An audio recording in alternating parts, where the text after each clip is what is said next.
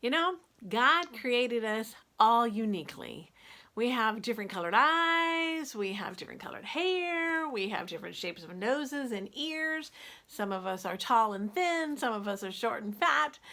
God created each of us uniquely. This story is called The Biggest Nose by Kathy Caple. 1, 2, 3, 4, 5, counted Eleanor softly to herself. She was holding her breath and trying to keep from sneezing. It was reading period and everyone was supposed to be quiet.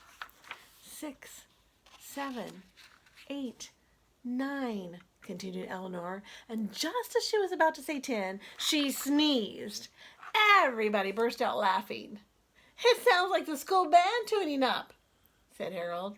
And Eleanor is the trumpet, added Lizard. Doesn't her nose look just like a trumpet?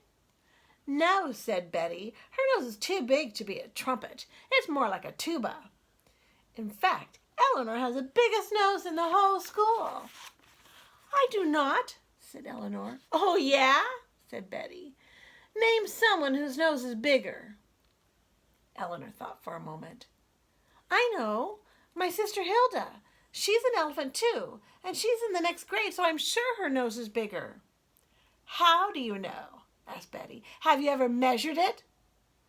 Well, no, said Eleanor, but you better know by tomorrow morning, said Betty, because we're going to do some measuring ourselves, and if you're wrong, you'll be sorry.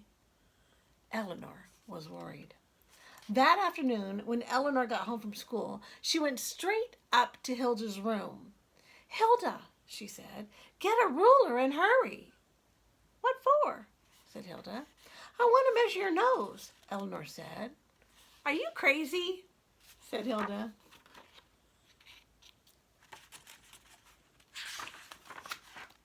But she let Eleanor measure her nose. 12 inches plus 9 inches. That equals 21 inches, said Eleanor. Now, you measure mine. Hilda measured Eleanor's nose.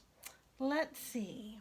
It's exactly 23 inches. Are you sure?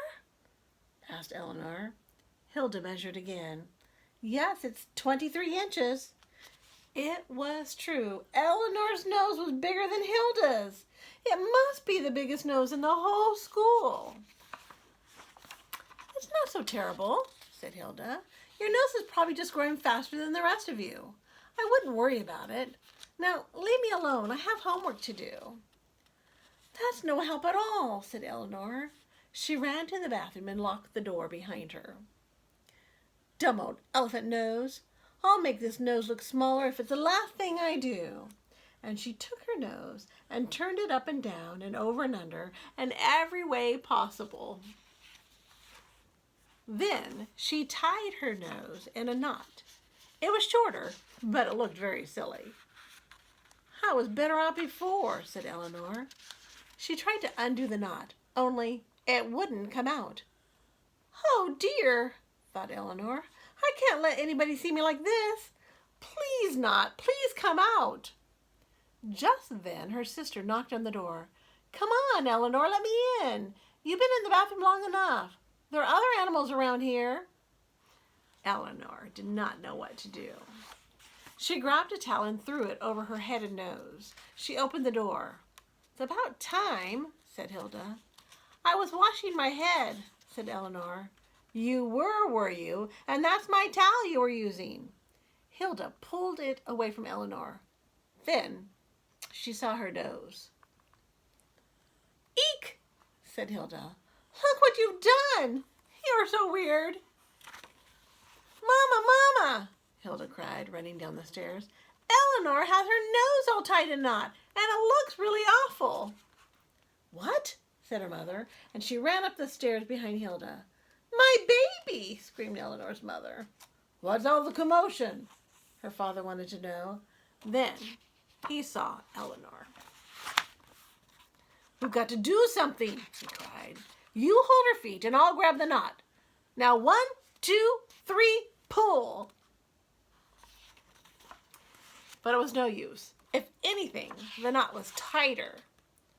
"It's much too swollen," said her mother. "We need some ice to make it smaller." And they ran to the kitchen for some ice. "Oh, that's cold," said Eleanor. Soon all the ice had melted, and still her nose was in a knot.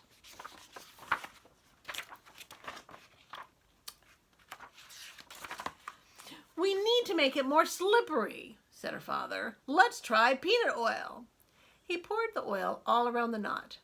Eleanor wiggled her nose, but they still couldn't get the knot untied.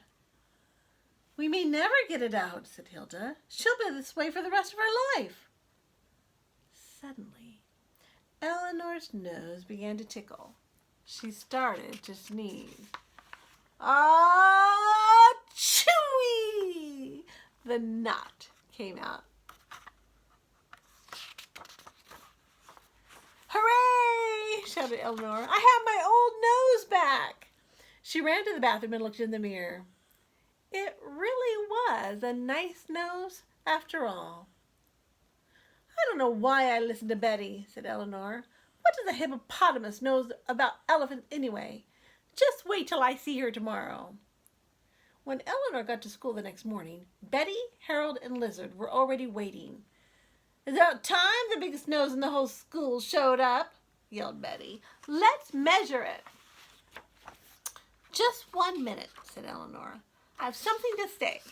She looked Betty straight in the eye. "I may have the biggest nose in the school, but I wonder who has the biggest mouth."